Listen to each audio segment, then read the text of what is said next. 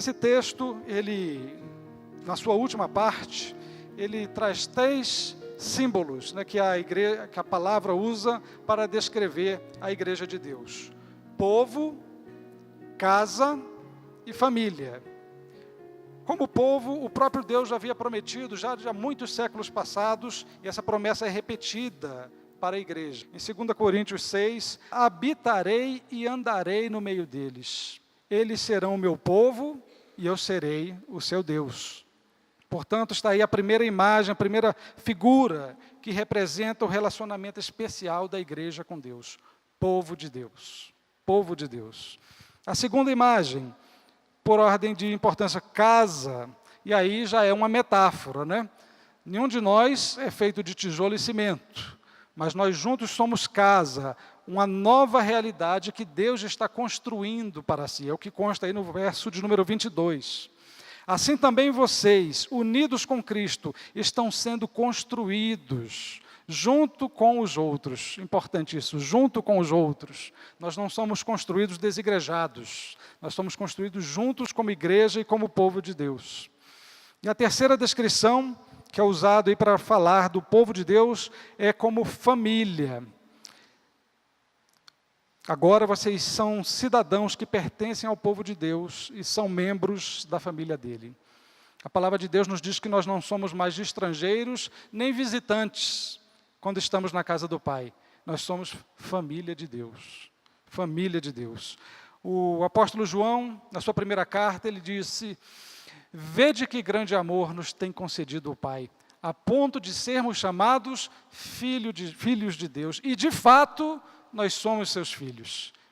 De fato, ou seja, se a imagem da casa é uma metáfora para descrever uma obra que Deus está realizando na vida do seu povo, a filiação, a família, não é uma metáfora, é uma realidade. Porque o apóstolo João disse: vede que grande amor nos tem concedido o Pai, a ponto de sermos chamados filhos de Deus, e de fato, então não é mera imagem, de fato, nós somos filhos de Deus. Igreja, família de Deus. A família, ela tem uma descrição na Bíblia um pouco diferente da descrição da família que nós temos hoje em dia, né? A família nuclear, pai, mães e filhos. Essa família parece que com os novos tempos está se reduzindo mais. Daqui a pouco vai se constituir a família unitária, né, de uma pessoa só. Mas, na Bíblia, a definição de família ela é um pouco mais larga, né, do que o nosso conceito atual. Vai além do vínculo conjugal e genético, de pais e filhos. Muito além, é muito mais abrangente. Por exemplo, Abraão. Deus chamou Abraão e fala: sai da tua terra e da tua parentela e vai para a terra que eu te mostrarei. Abraão foi, levou tudo quanto tinha. E mais à frente nós vamos ver que esse tudo quanto tinha era muita gente, não eram só bens, eram todas as pessoas que faziam parte da família. Era a família patriarcal, que ali envolvia os pais, os filhos, os servos, os trabalhadores, todas as pessoas. Em Gênesis 14, vai nos trazer o relato de que após o sobrinho de Abraão ter sido capturado na guerra, Abraão foi atrás para recuperar o seu sobrinho Ló. E diz a Bíblia que ele selecionou os 318 mais capazes da sua casa. Então, era bastante gente essa família de Abraão, hein? Nós falamos assim que no Brasil, quem tem 5 filhos é muito, põe Abraão nisso aí, né? Então, a família abraâmica. Por quê? Qual é o conceito de família na ótica da Bíblia? São pessoas que têm um destino comum e um laço mútuo de ajuda e socorro. E nós devemos trazer isso para dentro das nossas casas. Nós não apenas temos um laço de sangue em comum, mas devemos ser um núcleo de pessoas que convivem visando não apenas um destino comum, mas a ajuda e socorro mútuos. Jacó. A Bíblia nos diz que Jacó desceu ao Egito e todas as pessoas da sua casa somaram 70. Eu acho que o pessoal do Brasil está tendo famílias muito pequenas, viu? Perto dessas famílias bíblicas, né? 70 pessoas desceram ao Egito com Jacó. Ló, quando o anjo foi retirar Ló de Sodoma e Gomorra, o anjo disse assim: olha, retira daqui todo mundo que você tem, seus filhos, suas filhas, seus genros, sua nora, suas noras e outros parentes que você tiver. Então, a família de Ló também tinha esse conceito de uma família mais ampla. E o anjo disse assim, a sua gente, essa é a sua família. A família, então, é a palavra que melhor define a relação do cristão com a igreja de Deus e com o Senhor. O próprio Jesus Cristo, segundo está registrado no Evangelho de Mateus, capítulo 23, ele disse assim, ninguém chame de mestre e Senhor, porque um só é o vosso mestre, o que está nos céus. A ninguém chame de pai, porque um só é o vosso pai, e vocês são todos irmãos. Então, o próprio Jesus Cristo também enfatizou essa ideia de família, né? Essa ideia de que nós somos irmãos e temos um mesmo pai. O apóstolo Paulo também, no capítulo 4 de Gálatas, ele vai nos dizer que nós recebemos de Deus a adoção. Capítulo 4, verso de número 6, a Bíblia nos diz, e para mostrar que vocês são seus filhos, Deus enviou o Espírito do seu Filho ao nosso coração, o Espírito que exclama, Pai, meu Pai, ou na tradução de Almeida, Abba, Pai. Abba era a forma da criancinha pequena chamar o pai, a criancinha hebraica, talvez nos 4 ou 5 anos, chamar pai. Eu não sei quantos de vocês aqui já tiveram filho, mas é uma experiência das mais gostosas, você ver seu filho vindo na sua direção com toda a confiança, papai. Daqui a pouco a Isabela vai estar aí assim, né, papai, e aquele balbuciar desperta no coração do pai muita alegria. E a Bíblia diz que Deus enviou ao nosso coração o Espírito do seu Filho que nos faz ter esse relacionamento íntimo com Deus. Não apenas uma filiação estéril, seca, mas um relacionamento alegre e vivo, que nós podemos nos dirigir a Ele com confiança, carinhosamente, né? Esse é o propósito de Deus. O Salmo de número 68, verso 6, diz que Deus faz com que o solitário viva em família. Olha como o propósito de Deus é sempre agregador. Ele faz com que o solitário viva em família. Só os rebeldes é que habitam em terra estéril. O propósito de Deus é união no meio do seu povo. Então, a partir desse conceito bíblico de família, como um conceito mais extensivo, nós podemos perceber que a Bíblia também descreve a família cristã como uma família extensa. Uma família extensa. O apóstolo Paulo, na carta aos Efésios, ele diz, por essa razão eu dobro meus joelhos diante do Pai, de quem toma o nome toda a família nos céus e na terra. A família cristã é tão extensa, mas tão extensa, que vai além dos limites aqui da nossa reunião. Nós temos uma família que parte dela, inclusive, já está nos céus. Essa parte da família não se desfez por haver perecido. Ela está nos céus com o Senhor e um dia nós vamos encontrar com esses nossos queridos irmãos. O apóstolo Paulo, escrevendo a Timóteo, diz que a casa de Deus, a família de Deus, ela é comparada a uma grande casa, onde tem utensílios de todos os tipos. Uns são reservados para dias especiais e outros são para de uso comum de todo dia. Então, olha só, dentro de uma mesma casa, dentro da mesma família, e assim também dentro da família cristã, nós vamos ter pessoas diferentes, com capacidades diferentes, habilidades diferentes, personalidades e temperamentos diferentes, mas todos pertencem ao dono da casa. Todos nós, família de Deus. Na igreja de Deus, como família que é, ninguém está só. Ninguém está só. Você não é sozinho na sua caminhada cristã. Por mais que você talvez queira insistir nisso, você não é sozinho na caminhada cristã. Olha que interessante, o apóstolo Paulo, ele nos dá um exemplo disso. Ele tinha irmãos. Ao finalizar a sua carta aos Romanos, ele saúda uma série de irmãos. Saúda a irmã Febe, a alguns ele faz uma saudação mais carinhosa, mais afetuosa, e nos recomenda, inclusive, nós nos saudarmos com ósculo santo, ou com um beijo santificado. Saudai a Febe, recebam essa irmã em nome do Senhor. Irmã. Tá? Ele manda saudações a Epêneto, que foi o primeiro a crer em Cristo na província da Ásia. Saúdem a irmã Júnia. Então, Paulo está falando isso não como uma mera formalidade, mas reconhecendo que ele tem ali uma parte da sua família cristã. Ali em Roma, onde ele nem sequer tinha posto os pés ainda, mas ele sabia que irmãos dele estavam lá e novos irmãos em Cristo haviam nascido ali. E aí também ele parte para saudações mais intimistas, mais amorosas. Saúdem o meu querido amigo Eustaques. Saúdem a minha querida amiga Pérside. E ele manda também saudar a mãe de Rufo, e dizendo, a mãe dele sempre me tratou como filho. Isso é interessante. Em Cristo, nós temos irmãos, nós temos filhos, nós podemos ter filhos na fé. Paulo escreve para Timóteo, dizendo assim, Timóteo, meu verdadeiro filho na fé. E não foi o único. Onésimo também, que era um escravo de Filemon, provavelmente foragido de Filemon, foi se encontrar com Paulo onde? Na cadeia. Talvez tivesse aprontado alguma coisa, foi ser preso em Roma. E ali Paulo evangelizou Onésimo. E quando viu que a fé de Onésimo estava firme em Jesus, ele falou, agora eu vou te devolver para o Filemon. Sendo que as escrituras autorizavam que quando um escravo foragido, se chegasse a alguém, a pessoa tinha o direito de ficar com aquele escravo. Mas Paulo fala, não, eu vou devolver você a Filemon. E ele devolve dizendo o seguinte, Filemon, eu devolvo para você o meu filho Onésimo, que eu gerei aqui entre algemas. Filho Timóteo, vários irmãos, o irmão Onésimo. Ao escrever aos Gálatas, o apóstolo Paulo também disse assim, olha, Gálatas, eu estou sofrendo de novo por vocês as dores de parto, até que Cristo seja formado em vocês.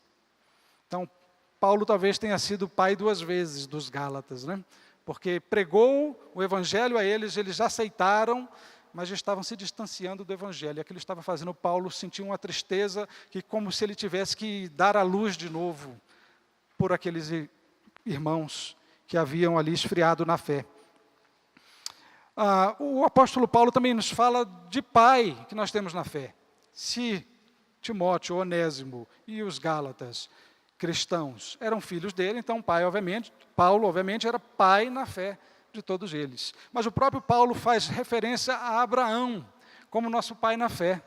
Né? E pai não apenas dos judeus, mas de todos os que seguem as suas pisadas de fé. Portanto, seja judeu ou não judeu, se segue o exemplo de fé do crente Abraão, é filho de Abraão. E mais do que isso, nós temos também em comum o nosso Pai Celestial. Como eu mencionei há pouco o versículo de Efésios 2,18. Por esta causa dobro os meus joelhos diante do Pai.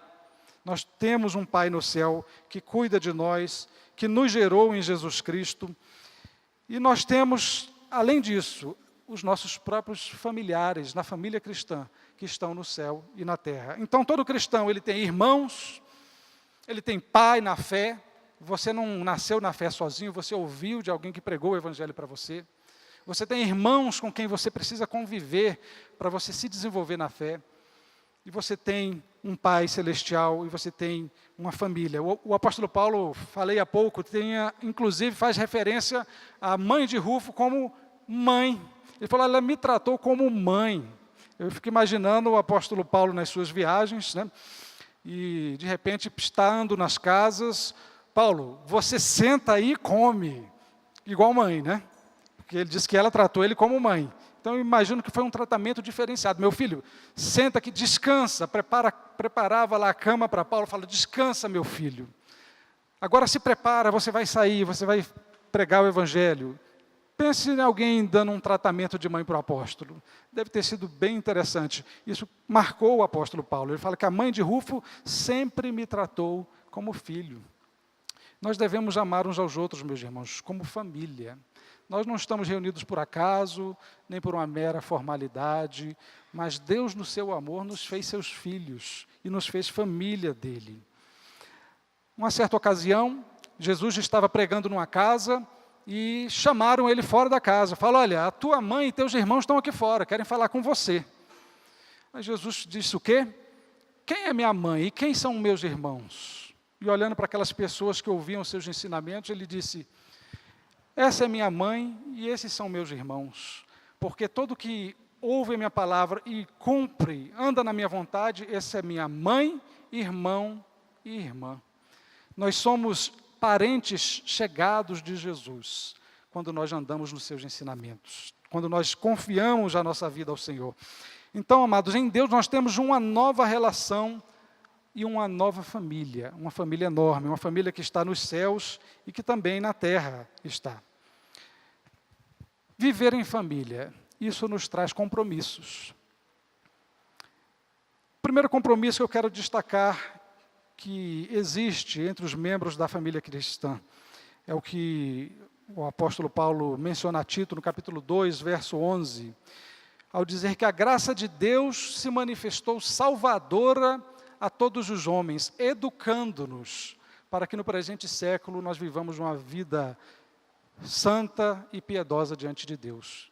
Então, Deus não apenas nos salvou, mas Ele nos educa. Como Pai, Ele nos educa. E nós devemos aceitar a correção do Senhor, porque quem não recebe a correção do Pai, a Bíblia diz que é bastardo. Mas nós somos filhos e, portanto, precisamos receber. A graça de Deus, que é salvadora na vida do homem, é também uma graça educadora. A graça de Deus se mostrou salvadora, educando-nos. Isso me faz pensar em uma adoção que, ao receber a criança na casa, a criança adotada, agora ela vai ter que entrar no novo ritmo, né, no novo jeito de ser da nova família, ele vai ter que aprender os novos valores daquela família, então ela vai ser educada. E foi isso que Deus fez conosco e está fazendo. A graça de Deus se mostrou salvadora e agora educando-nos para que nesse mundo nós possamos viver uma vida santa e correta diante de Deus. Um outro compromisso entre os membros da família cristã é o compromisso da ternura.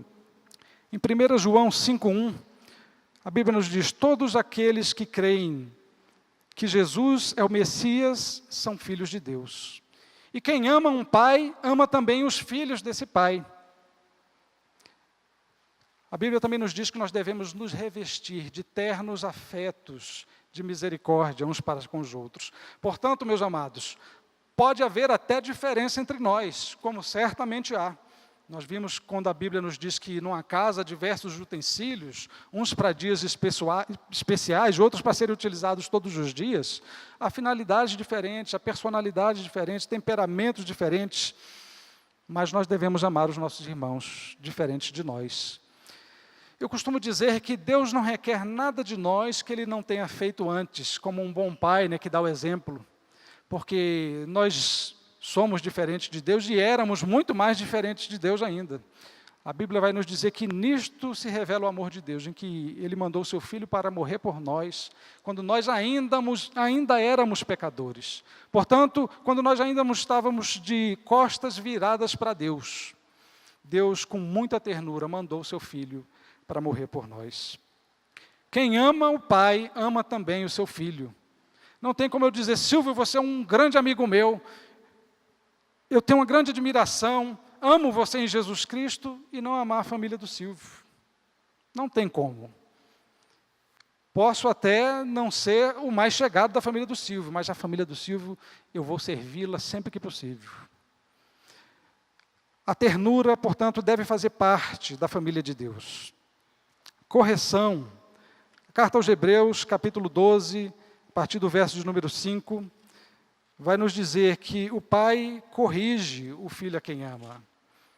Será que vocês já esqueceram as palavras de encorajamento que Deus lhes disse, como se vocês fossem filhos dele? Pois ele disse: preste atenção, meu filho, quando o Senhor o castiga, e não se desanime quando ele o repreende, pois o Senhor corrige quem Ele ama e castiga quem Ele aceita como filho. Quando nós aceitamos a correção e a disciplina de Deus, a orientação de Deus, isso é uma prova no nosso interior de que nós somos filhos de Deus. E também quando nós amamos os irmãos que também são gerados dEle, também são nascidos dEle, nós não temos por prática falarmos mal uns dos outros, porque isso não agrada o nosso Pai. Mas nós bendizemos o Pai e amamos uns aos outros. É assim que deve ser na casa de Deus. Cuidado mútuo, Gálatas 6:10, a Bíblia vai nos dizer que nós temos que, como irmãos, cuidar também uns dos outros. Portanto, sempre que pudermos, devemos fazer o bem a todos, mas principalmente aos domésticos da fé. O cristão, ele deve ser conhecido pelas suas boas obras. Ele não deve ser conhecido por um livro que ele carrega debaixo do braço, por um tipo de vestimenta que ele usa. Ele deve ser conhecido porque ele reflete a Jesus. Em Atos capítulo 10, diz que Jesus andava por toda parte, fazendo o bem e libertando os oprimidos do diabo. Nós lembramos com muita facilidade de Jesus pregando o Evangelho e libertando os oprimidos do diabo. Mas como nós temos dificuldade de lembrar que Jesus andava por toda parte fazendo o bem? A Bíblia nos exorta que nós devemos ser zelosos de boas obras. E essas boas obras têm que estar direcionadas principalmente aos nossos irmãos da fé. É o que diz a palavra. Portanto, sempre que pudermos, devemos fazer o bem a todos, especialmente aos que fazem parte da nossa família na fé.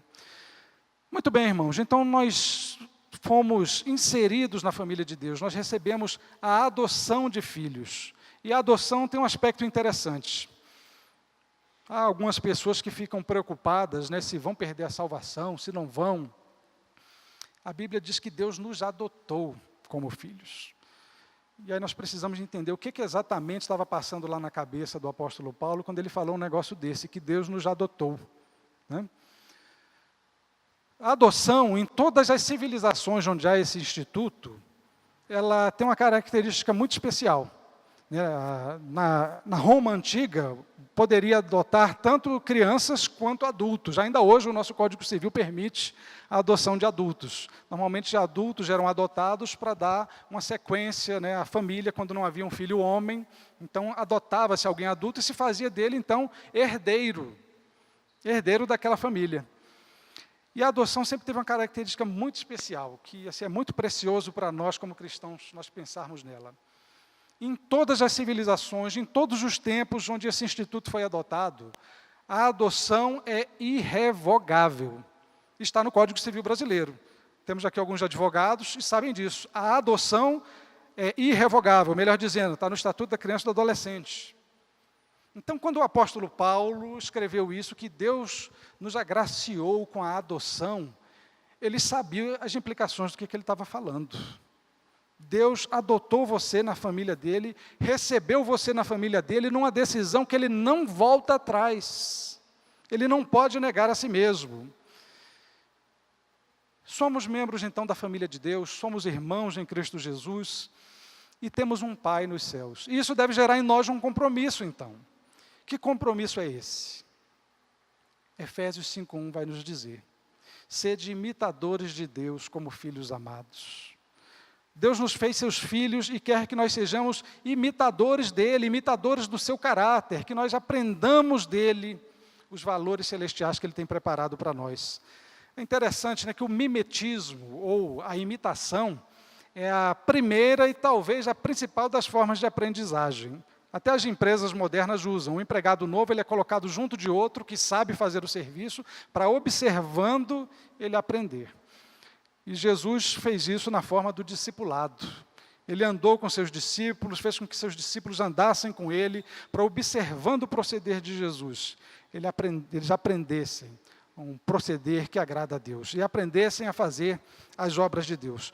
Portanto, se você é filho de Deus, você tem um grande compromisso, é de ser imitador do Pai, como um filho amado de Deus. E, imitando a Deus, nós devemos então nos portar na família cristã, como Deus se porta, sem malícia, sem maldade, sem inveja, sem soberba, sem arrogância, sem brigas, sem abandono. Eu imagino como o pai se agrada quando seus filhos são unidos. A terceira carta de João diz assim: não tenho maior alegria do que esta, do que saber que meus filhos andam na verdade. Então Deus se alegra, meus irmãos, quando nós, como filhos amados, nos portamos imitando o nosso Pai em tudo, no amor, na misericórdia, na paciência, na longanimidade, na bondade, na mansidão, no domínio próprio. Sejamos imitadores de Deus como filhos amados. E se você ainda não faz parte da família de Deus, fica o convite. Essa família aceita novos membros. Como você pode se tornar membro da família de Deus? A Bíblia explica. João 1, verso 12, diz que Jesus Cristo veio para os que eram dele, o povo judeu, mas os seus não o receberam. Mas a todos os que o receberem, deu-lhes o poder de serem feitos filhos de Deus, a saber, os que creem no seu nome. Venha fazer parte da família de Deus. Seja conosco um imitador do Pai. O pastor João Pedro disse aqui, no domingo passado, a respeito de Jesus, num certo momento, já caminhando para o final da sua caminhada terrena aqui, da sua missão terrena, ele orou ao Pai e disse assim: Pai, dá-me de novo aquela glória que eu tinha contigo, antes que o mundo existisse. Jesus, expressando assim uma saudade, né, daquela comunhão íntima com o Pai. E é interessante que Jesus, ele não só queria voltar a estar tão próximo do Pai, mas ele queria nos levar junto. Alguém disse certa vez que a alegria só existe compartilhada, e Jesus queria compartilhar essa alegria da intimidade, da presença do Pai com todos nós. Ele disse assim: não se turbe o vosso coração, nem se atemorize. Na casa de meu Pai há muitas moradas, se não fosse assim, eu não teria dito. Mas eu irei e vou preparar um lugar, para que onde eu estiver, vocês estejam também. A nossa família se reúne aqui em eventualidades, nos cultos, mas em muitos mais momentos fora desse momento da igreja, aqui local. Nós nos reunimos nas casas, nos pequenos grupos, mas a nossa grande ambição é aquele dia em que nós vamos estar reunidos na presença do Pai, face a face, porque todo aquele que crê nele tem essa ambição e nós temos essa certeza de que, como ele é, nós o veremos. Vamos falar com o Pai então nesse momento. Curve sua cabeça. Ó Deus, nós te louvamos porque o Senhor nos adotou como filhos, sem que nós tivéssemos, Senhor, qualquer merecimento. Quando nós ainda éramos pecadores, o Senhor mandou teu Filho para morrer em nosso lugar e nos propiciar uma reconciliação contigo, ó Pai. Ajude-nos, Senhor, a usufruir dessa riqueza que é a família cristã que o Senhor preparou para nós, onde, ó Deus, nós caminhando juntos, nós podemos nos edificar uns aos outros, onde aqui, ó Deus, nós temos irmãos, nós temos mães na fé, nós temos pais na fé. Ó Deus, nós te louvamos por essa família tão abençoada, ó Deus, família com qual um dia nós estaremos reunidos na presença do Senhor. Nós te louvamos, ó Pai, por todas essas coisas, em nome de Jesus. Amém. Amém.